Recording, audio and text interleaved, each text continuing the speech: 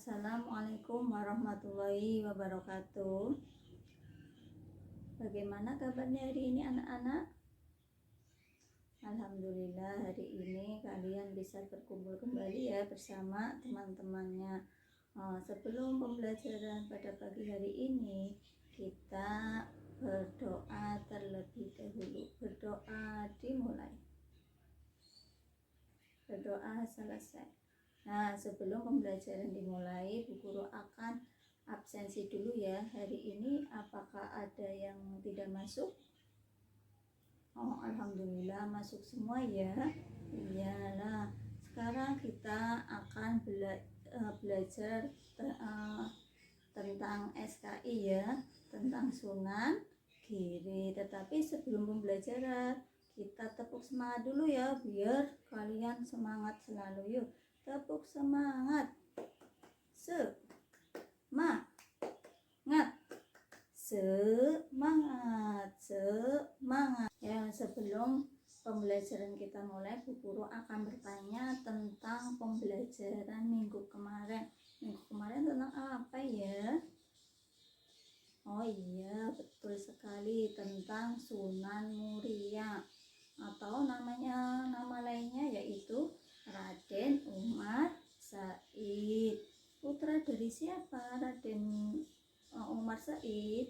Iya, putra dari Kanjeng Sunan Kalijogo yang berperan penting dalam menyebarkan agama Islam khususnya di Gunung Muria, Jawa Tengah. Lah, sekarang kita akan belajar tentang Sunan Giri. Nah, Sunan Giri yang pertama yaitu tentang biografi Sunan Giri ya.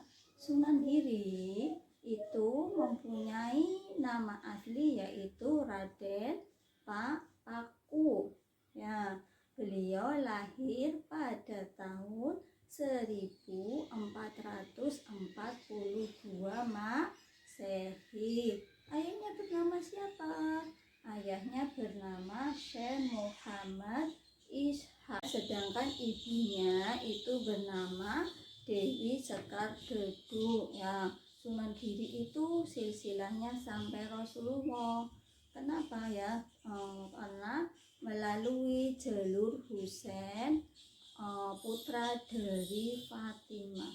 Pada masa kecil, Sunan Giri itu diasuh oleh Nyai Ageng Pinati ya. Ketika beliau berumur 7 tahun, Sunan Giri itu dititipkan ke pesantren Ampel Genta ya, belajar berbagai disiplin ilmu agama, ilmu Al-Quran, fikih, hadis, dan tasawuf ya, yang dibawa asuhan Sunan Ampel ya. Lalu Sunan Giri itu mendirikan pesantren Giri Kedaton. Nah, Giri Kedaton itu tumbuh sebagai kota dan pusat pemerintahan sekaligus pusat penyebaran agama Islam. Nah, makam Sunan Giri itu terletak di sebuah bukit di Dusun Kedatan ya, Desa Giri Gejeh, Kabupaten Gresik ya. Di pintu gerbang makam itu tertulis tahun 1505 Masehi. Sekarang peran Sunan Giri dalam mengembangkan Islam di Indonesia itu ada 4. Yang pertama yaitu berperan sebagai pemimpin agama dan penguasa di wilayah Giri ya. Keberadaan bangsal Sri Manganti itu Puri Kedatan di situs Giri Kedatan itu menunjukkan bahwa Raden Paku itu bukan hanya ulama penyebar Islam, melainkan juga penguasa politik di wilayahnya. Peran dalam mengembangkan Islam yang kedua yaitu mengambil alih fungsi dukuh ya menjadi pesantren. Usaha mengambil alih itu lembaga pendidikan Siwa Buddha yang disebut dengan dukuh menjadi pasar, dan peserta didiknya itu yang belajar disebut santri. Peran yang ketiga yaitu mengembangkan pendidikan terbuka bagi masyarakat ya, dengan menciptakan permainan anak-anak, contohnya jelungan dan jemuran, serta tembang permainan anak-anak yaitu Pandawa Wulat, Jergula Ganti, dan Jublak-Jublak Suweng. Yang keempat yaitu memanfaatkan seni pertunjukan sebagai media dakwah. Di sini seni pertunjukan yang digunakan yaitu seni pertunjukan wayang yang merupakan seni kebudayaan asal Jawa ya, dengan menggunakan pertunjukan seni wayang dan mengembangkannya dengan menyelaraskan isi cerita dengan ajaran tauhid ya. Lalu kita akan belajar tentang sikap positif dalam pribadi Sunan Giri yang patut kita contoh.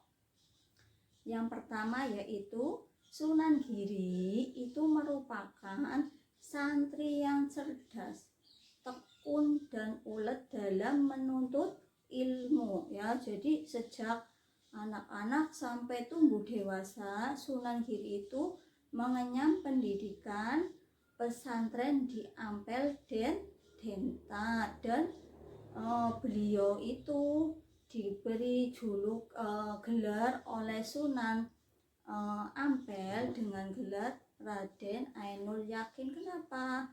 Karena kecerdasan beliau dalam menyerap ilmu agama, makanya beliau itu diberi gelar tersebut.